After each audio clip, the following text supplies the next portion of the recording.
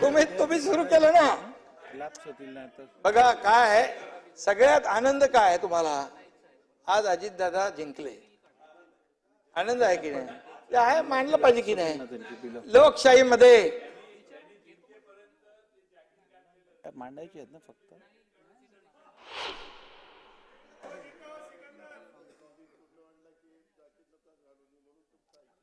बघा, महायुतीचं नियोजन तुमच्यामध्ये काय झालं देवेंद्रजी, इकडे काय झालं, आपण महायुतीचं गणित नीट केलं, बरोबर? आपण ठरवलं आपले तिघांचे आले पाहिजे, यांना याच्यामध्ये कोणी किती मतं घ्यायची, कोणी कोणाला पाडायचं, हे आपसामध्ये सुरू झालं. महाविकास आघाडी तिथंच बिघाडी झाली.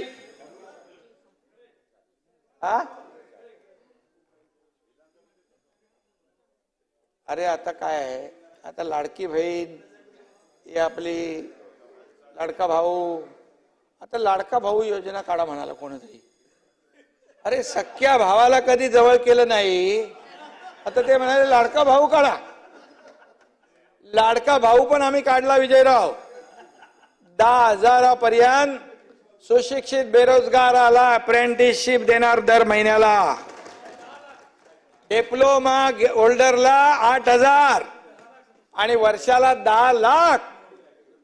जे बेरोजगार लोक आहेत त्यांना दर महिन्याला स्टायपेंड देण्याचा ऐतिहासिक निर्णय आमच्या सरकारने घेतलेला आहे. त्यामुळे आता या विकेट अशा तुमच्या जातच जाणार.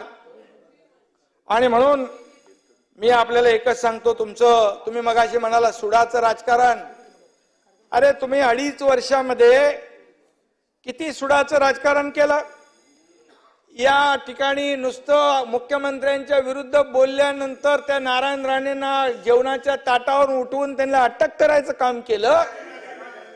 हनुमान चालीसा वाचणाऱ्या त्या नवनीत राणा, रवी राणा कुठे गेला, 12 दिवस देशद्रोहाचं कलम लावून तुम्ही त्याला जेलमध्ये टाकलं.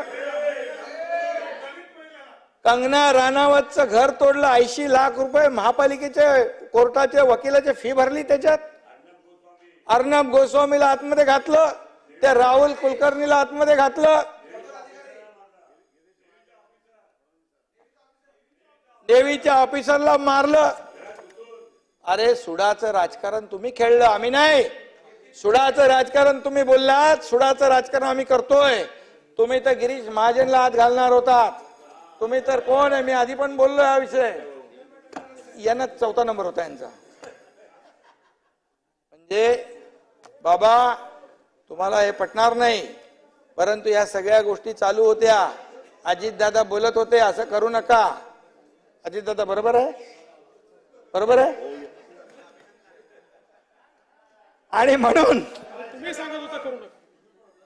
अरे मी सांगितलं नका करू. हे असं केलं ते वरती 2 जण बसलेले आहेत ना, त्यांचा बुलडोझर येईल मग. आणि म्हणून ते तुम्हाला सांगतो, त्यांना संधी नाही दिली. मला माहित पडलं आता यांचा गेम माझ्या सकट सगळ्यांना अडचणीत आणायचा आहे. आणि मग याच दिवशी 2 वर्षापूर्वी आम्ही धाडशी निर्णय घेतला. सत्तेवर लात मारून पाय उतार झालो आम्ही. इतिहास घडवला. त्याला हिम्मत लागते विजयराव. अरे सरकार मधून बाहेर पडायला हिम्मत लागते.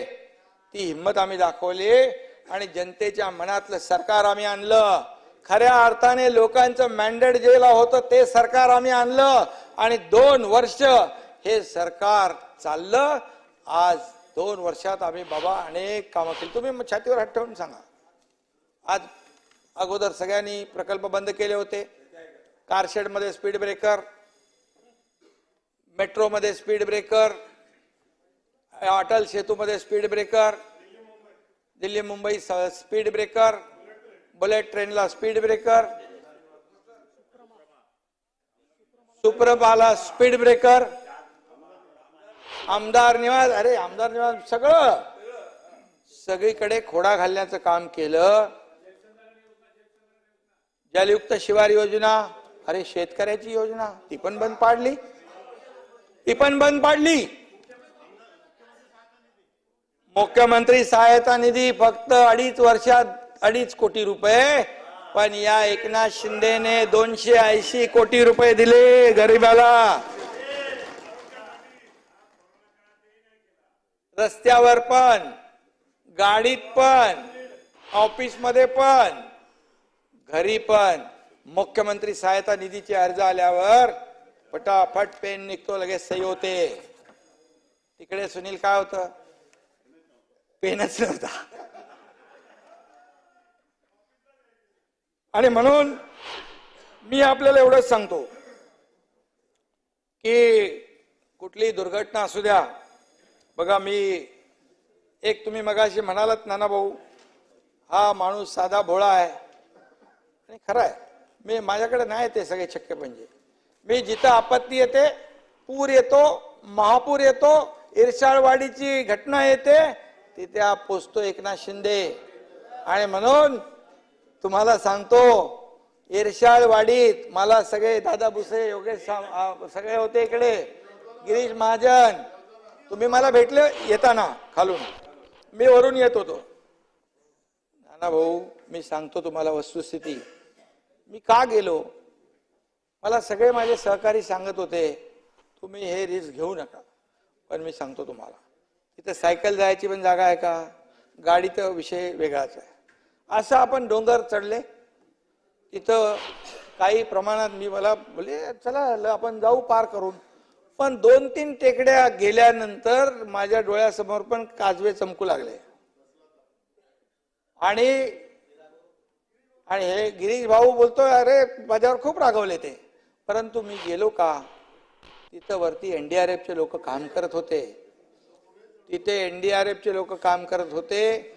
बाबा, तिथली परिस्थिती आपण जर पाहिली, धुकं होतं, पाऊस होता, वारा होता, आणि एकीकडे ते मलबा हटवायचं काम चालू होतं, दुसरीकडे खड्डे खोदत होते दुसरी टीम, त्या डेड बॉडी गाडण्यासाठी. अशा परिस्थितीमध्ये मी तिथे गेलो. त्या दरडग्रस्त जे होते, ज्यांचा मृत्यू झाला, त्यांच्या नातेवाईकांना मी भेटलो. त्या NDRFच्या लोकांना वाटलं, अरे मुख्यमंत्री आपला आला, एक मॉरल सपोर्टची आवश्यकता असते. पण मी तिथे जीवाची म्हणजे काय फिकीर केली नाही. आणि अशा तुम्ही होते, तुम्ही पण आले. आणि म्हणून हे घरात बसून काम करून राज्य चालवता येत नाही, हे तर पवार साहेबांनी सांगितलंय, त्या पुस्तकात लिहिलंय. हा, इरशाळवाडीतली घरं कंप्लीट तयार झाली, आणि त्याचं ते बघा कशी का केलेली आहेत, चांगली केलेली आहेत आपण. आणि म्हणून या ठिकाणी मी आपल्याला एवढंच सांगेन की गर्दी असते, कार्यकर्ते येतात, त्यांना भेटतो, सगळ्या गोष्टी आहेत. सर्वसामान्य शेतकरी कुटुंबातला मी असल्यामुळे मला शेतकऱ्यांची दुःख माहित आहे, जाणीव आहे. आणि म्हणून आम्ही NDRFचे नियम बदलून टाकले, दुप्पट केलं, 2 हेक्टरचे 3 हेक्टर केले. सततच्या पावसाचं नुकसान मिळत नव्हतं, तेही देऊ लागलो. गोगलगाईचा कारभार अगोदर होता, गोगलगाईने नुकसान केलेले तेही आम्ही भरून दिलं. 8,500चे 13,500 केले. आमचा मंत्री, आपण पोचतो लवकर कुठं पण. आणि म्हणून, आणि खरं म्हणजे नाना भाऊ, मी नेहमी सांगतो की मी स्वतःला CM कधी समजत नाही, मी स्वतःला कॉमन मॅन समजतो. CM म्हणजे कॉमन मॅन, हे मी समजतो. कारण शेवटी डोक्यामध्ये ती हवा गेल्यानंतर रस्त्यावरचा कार्यकर्ता, जमिनीवरचा कार्यकर्ता हवेत चालू लागतो. आणि म्हणून